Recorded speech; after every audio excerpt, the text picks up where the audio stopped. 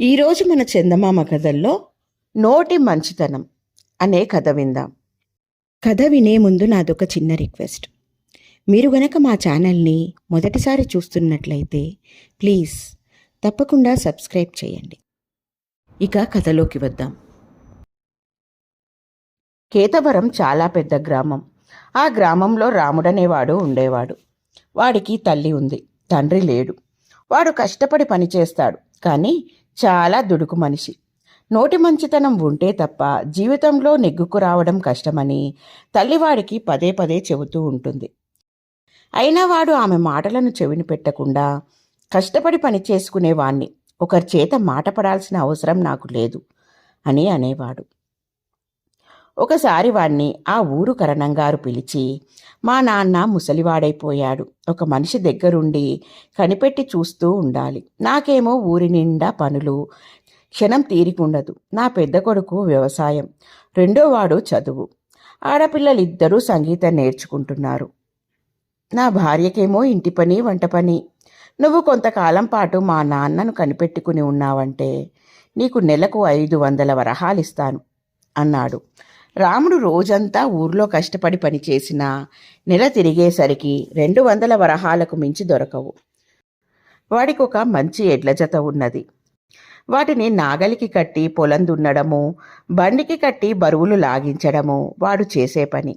అందువల్ల వచ్చే ఆదాయం తక్కువైనా వాడికదే గౌరవంగా తోస్తుంది తప్ప ఒకరింట పని మనిషిగా ఉండడం ఇష్టం లేదు. వాడు కరణంగారితో, కన్న తండ్రికి స్వయంగా సేవలు చేసుకునే అదృష్టం వస్తే సంతోషించడానికి బదులు పనివాణ్ణి పెడతావా? ఇదేనా తండ్రి రుణం తీర్చుకునే పద్ధతి? ఇది నీకు నచ్చిందేమో కానీ నాకు నచ్చలేదు అని వెళ్ళిపోయాడు. ఆ రోజే వాణ్ణి మునసపు గారు పిలిచి, రేపు మా ఇంట్లో మా నాయనగారి ఆబ్దీకం, పెద్ద ఎత్తున వంటలు చేయాలి. ఉన్నట్లుండి వంట ఆయన ఆరోగ్యం పాడయింది. ఆయన దగ్గరుండి అన్ని పనులు చేయిస్తాడట.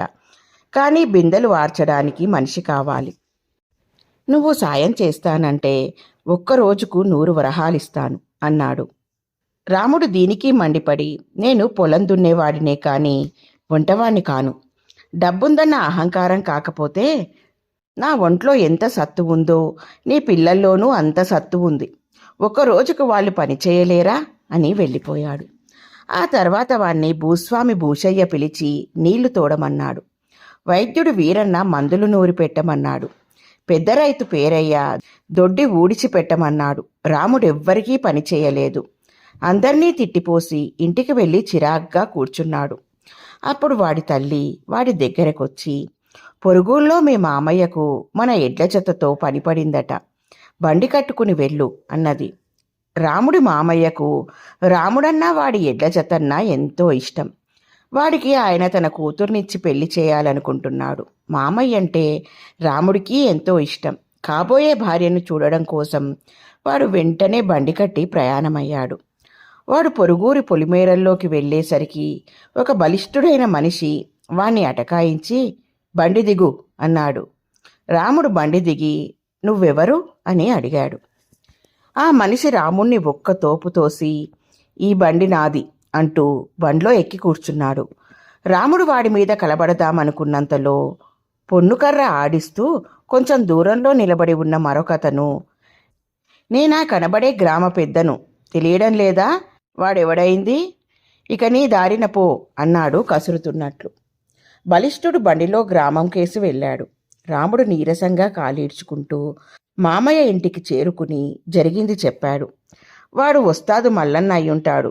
ఈ మధ్య వాడి ఆగడాలు మితిమీరిపోతున్నాయి అంటూ నిట్టూర్చాడు రాముడి మామయ్య. మామయ్య, నా బండి ఎడ్ల జత మళ్ళీ నాకిప్పించు అన్నాడు రాముడు దీనంగా.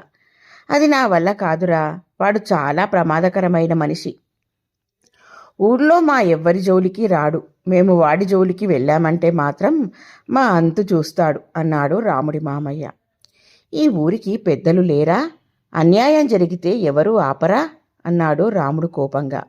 ఎందుకు లేరు? ఉన్నారు. కానీ ఈ మల్లన్న ఎంత దుడుకువాడైనా పెద్దలందరితోనూ మంచిగా ఉంటాడు. వాళ్ళు చెప్పినట్లు విని వాళ్ళ పనులు చేస్తాడు. అందుకని వాడి ఆటలు సాగుతున్నాయి.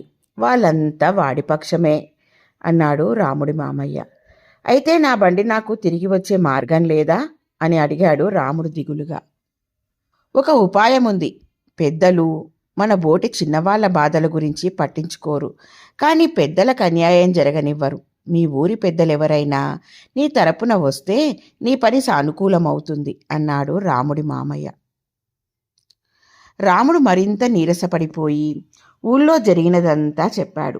అప్పుడు రాముడి మామయ్య ముక్కు మీద వేలేసుకుని, అవురా, ఎంత పని చేశావురా. అల్లరిచిల్లరిగా తిరిగే మల్లన్నకే నోటి మంచితనం వల్ల ఊళ్ళో గౌరవం ఉంది. కష్టపడి పని చేసుకునే నీకెంత గౌరవం ఉండాలి. నీ ఊరి పెద్దలను క్షమాపణలైనా అడుగు, లేదా మా ఊరి మల్లన్న కాళ్ళు పట్టుకో. నీ పని సానుకూలమవుతుంది అన్నాడు. కాళ్ళు పట్టుకునే మాటైతే మా ఊరి పెద్దల కాళ్ళే పట్టుకుంటాను అంటూ రాముడు వెంటనే తన ఊరుకు తిరిగి వెళ్ళి ముందు కరణం గారింటికి వెళ్ళాడు. ఆయన వాడి వంక గుడ్లురుముతూ చూసి, ఏరా, నీకు ఇక్కడేం పని అన్నాడు. రాముడు కరణంగారి కాళ్ల మీద పడి, అయ్యా, నా వల్ల పొరపాటైపోయింది. నీ బోటి వాళ్ళింట్లో ఎవరిని సేవించుకున్నా నాకు పుణ్యమే వస్తుంది. అటువంటిది పెద్దలు పరమపూజ్యులు అయిన నీ తండ్రి గారిని సేవించుకునే అదృష్టం వస్తే కాదన్నాను. నీవు నాకు ఒక్క వరహ అయినా ఇవ్వనవసరం లేదు. నేను నీ తండ్రిని ఈ క్షణం నుండే సేవించుకుంటాను అన్నాడు. కరణం చప్పున చల్లబడిపోయి, అవేం మాటలరా? ఉదయం నీవన్న మాటలకు నా కళ్ళు తెరుచుకున్నాయి. డబ్బుందన్న అహంకారంతో నా బాధ్యతలు నేను మర్చిపోయాను. నా తండ్రిని నేను సేవించుకోవాలి గాని వేరే మనిషిని పెట్టడం ఎంత తప్పు అన్నాడు. రాముడు అదేవిధంగా మునసబు, భూషయ్య, వీరన్న, పేరయ్య అందరికీ క్షమాపణ చెప్పుకున్నాడు. వాళ్ళందరూ కూడా కోపాన్ని మర్చిపోవడమే కాక తప్పు తమదే అని ఒప్పుకున్నారు. ఒక వారం రోజుల పాటు రాముడు ఊళ్ళో అందరితోనూ ఎంతో మంచిగా ఉన్నాడు. రాముడిలో మార్పు వచ్చినందుకు అందరూ సంతోషించడమే గాక ఈ మంచి గుణం వల్ల బంగారానికి తావి అబ్బినట్లయిందని వాణ్ణి మెచ్చుకున్నారు. తర్వాత రాముడు పొరుగురు వెళ్ళి తిన్నగా వస్తాదు మల్లన్న ఇల్లు చేరుకుని, ఒరే మల్లన్న, నా బండి సిద్ధం చెయ్యి, తీసుకువెళ్ళడానికి వచ్చాను అని పెద్ద కేక పెట్టాడు. మల్లన్న లోపలి నుండి వచ్చి రాముణ్ణి చూసి గుర్తుపట్టి, ఎవరితో మాట్లాడుతున్నావో తెలుసా? నీ బండి నీది కావాలంటే నాతో కుస్తీ పట్టి ఓడించు అన్నాడు వెటకారంగా. నిన్ను ఓడించడానికి కుస్తీ కూడా పట్టాలా అంటూ రాముడు పిడికిలి బిగించి మల్లన్న గుండెల మీద మెడ మీద బలంగా 4 పోట్లు పొడిచేసరికి వాడు కుప్పలా కూలిపోయాడు. రాముడు మల్లన్న మెడ ఒడిసి పట్టుకుని, ఒరే, కష్టపడి పనిచేసే నా వంటి వాడి కండబలం ముందు నీలాంటి సోమరి పెంచిన కండలెప్పుడూ తీసికట్టే అని అక్కడే ఉన్న తన బండి ఎక్కి ముందుగా మామయ్య ఇంటికి వెళ్ళి జరిగిందంతా చెప్పాడు. ఊరి పెద్దల్ని తీసుకురమ్మంటే నువ్వే వచ్చావేమిట్రా అంటూ వాపోయాడు రాముడి మామయ్య. మల్లన్నను దెబ్బతీయడానికి నేనొక్కనే చాలు, మా ఊరి పెద్దలెందుకు అన్నాడు రాముడు. దెబ్బతీయగలిగిన వాడివి వెంటనే ఆ పని ఎందుకు చేయలేదు అని అడిగాడు రాముడి మామయ్య. మల్లన్నకు మీ ఊరి పెద్దల అండ ఉన్నది. వాడి మీద నా స్వశక్తి ఉపయోగించే ముందు నేను నా ఊరి పెద్దల అండ సంపాదించుకోవాలి కదా. ఆ పని పూర్తి చేసుకుని వచ్చాను. ఇప్పుడు మీ ఊరి పెద్దలు మా ఊరు వచ్చి ఫిర్యాదు చేసినా నాకే న్యాయం చేకూరుతుంది అన్నాడు రాముడు గర్వంగా. మనలో నోటి మంచితనం ఉంటే ఎవరైనా మన తప్పుల్ని సానుభూతితో అర్థం చేసుకుంటారు. న్యాయంగా మసిలే వాళ్లకు కూడా న్యాయం జరగాలంటే నోటి మంచితనం కావాలి. ఈ సత్యాన్ని గ్రహించావు కాబట్టి నువ్వు ప్రాజ్ఞుడివైనట్లే. త్వరలోనే ముహూర్తం పెట్టించి నీకు కబురు చేస్తాను. నాకిప్పుడు ఎంతో సంతోషంగా ఉంది అన్నాడు రాముడి మామయ్య. రాముడు ఇల్లు చేరుకుని జరిగిందంతా తల్లికి చెప్పాడు. ఆమె ఎంతో సంతోషించింది. ఆ తర్వాత వాడు పెళ్లి చేసుకుని నోటి మంచితనంతో కలకాలం సుఖంగా జీవించాడు. ఇలా ఉంది ఫ్రెండ్స్ ఈ కథ. బాగుంది కదూ? నచ్చిందా? అయితే లైక్ చేయండి. మీ బంధువులకు, స్నేహితులకు ఈ కథలను షేర్ చేయండి. మరిన్ని మంచి మంచి కథల కోసం మా ఛానల్ను తప్పకుండా సబ్స్క్రైబ్ చేయండి. మరొక మంచి కథతో మళ్ళీ కలుద్దాం. ఉంటాను మరి.